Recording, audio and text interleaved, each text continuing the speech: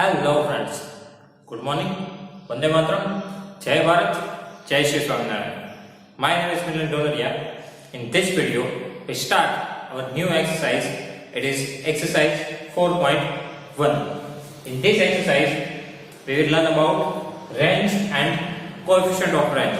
It's a very easy topic of measures of dispersion. Okay, so just be ready, open your mind, let's start it. First of all, question number 1. In that, the following data refers to the heights in centimeter of 10 students of a class.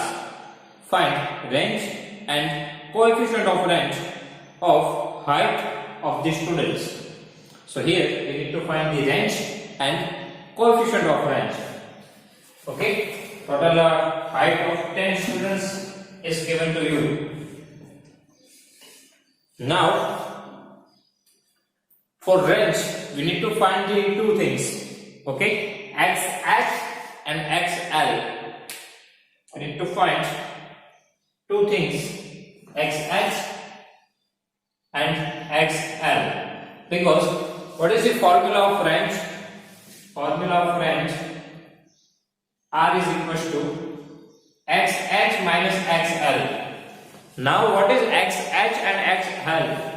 XH, that means highest observation. XH, that means highest observation, and XL, that means lowest observation.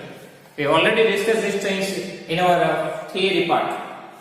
Right? So here we need to find two things, highest observation and lowest observation. So first of all, find the highest observation among these 10 heights. Which is the highest one? I think it is 185, right? Here 185, it is our highest observation. Okay? And in XL, that means lowest observation. So find out the lowest observation. So here our lowest observation is 145.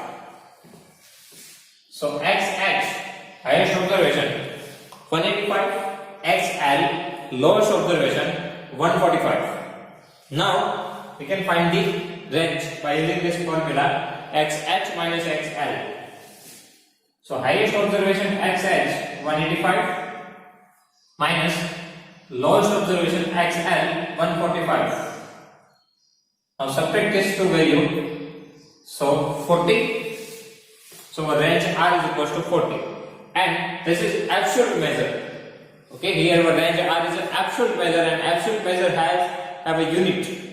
Right? So here we need to write the unit. These data are given in centimeter heights. It is already written in the equation. So here we need to write the 40 centimeter.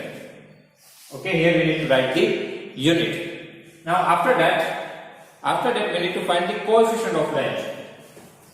Okay, so coefficient of range. What is the formula of coefficient of range? It is XH minus XL divided by XH plus XL. Okay, it is a relative measure. Coefficient of range. We already learned this formula in our theory part. XH minus XL divided by XH plus XL. Okay, so first of all we need to subtract, and after that we need to add this to value XH and XL. Here we already know the answer of XH minus XL, it is 40. So directly write down here 40. Now divided by XH, which is highest observation, 185 plus XL, lowest observation, 145. Now add this to value. So 40 divided by here 0 and 19, 14, 33. So 330. Now divide this two number. 40 divided by 330. So 110 cancel out, and 0 point. If we put a 1 point here, so it becomes 40 and 33 ones are. Then 7 remainder, it becomes 70, 33 to the 66. 4 remainder again, except 40, so 1 to 1 to continuously, so our final answer we can write 0.12. Okay, directly you use the cancel and find out the answer. 4 divided by 33, it's a 0.12. Okay, so this is our range R, and this is coefficient of range, it is 0.12, and this is relative measure, so here we do not need to write the unit. Okay, it's as it is 0.12. Okay, now question number 2. First of all, read the question number 2. So here a bus company has 77 buses for traveling in the city. The information of number of passengers in the bus on a particular day at a particular time is given below. Find the range and coefficient of range of number of passengers. So here we need to find the range and coefficient of range. Okay, one discrete frequency distribution table is given to you. So here number of passengers, it becomes our x, and number of buses, it is our frequency, right? 1, 4, 11, 17, 23, 16, 5, and here we need to find the range of passengers and coefficient of range. Here for finding out the range, we do not need to consider the frequency, we do not require it. Okay, here we only deal with the highest observation and lowest observation. So here we do not require f. We do not need to see whether it is the highest or lowest. Here we just only need to focus on our x, and from here we need to find our highest observation x h. So highest observation in the x, it is 37, and lowest observation xl. Lowest observation is 2. We do not need to consider frequency, we just only need to see here highest observation and lowest observation. Okay, sometimes x is not given in the ascending or descending order, so at that time you need to just take out all the numbers and just need to find the highest and lowest observation. Okay, and discrete frequency distribution, sometimes these numbers are given in random order, right? So at that time, like this, we need to find the highest and lowest observation. Here we do not need to see the frequency. Okay, then after finding the highest observation and lowest observation, we can find out the range and coefficient of range by using this formula.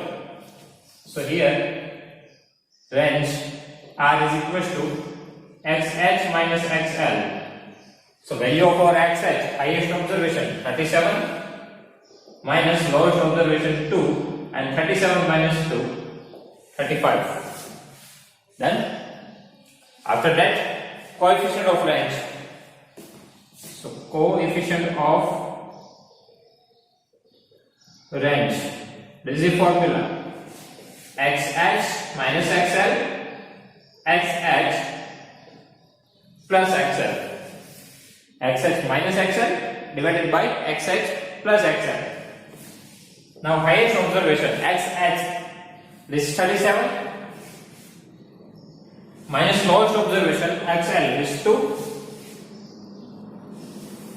Otherwise we directly know the answer of xh minus xl, 35, and you can directly write down the answer of addition, even xh plus xl, you know that it is 39, right? xh plus xl, 37 plus 2. So 35 divided by 39, it's a 0 point, and if you put the 0, it becomes 350, and 49, 36, so with 8, right? So 9 eggs are 72, and 8 is a 24 plus 7, 312, and if we subtract it, we get the answer 38, and 380, so 9s are. And if we think about the 9, then whatever number remaining, I think it becomes higher than 9, so 90. Okay, so our answer of range it is 35 and coefficient of range it is 0.90. Okay, you just directly use the calculate, you will get the answer. Here I do not have, so I just calculated it is 0.90. But by using calculate, it's very easy to calculate it, right?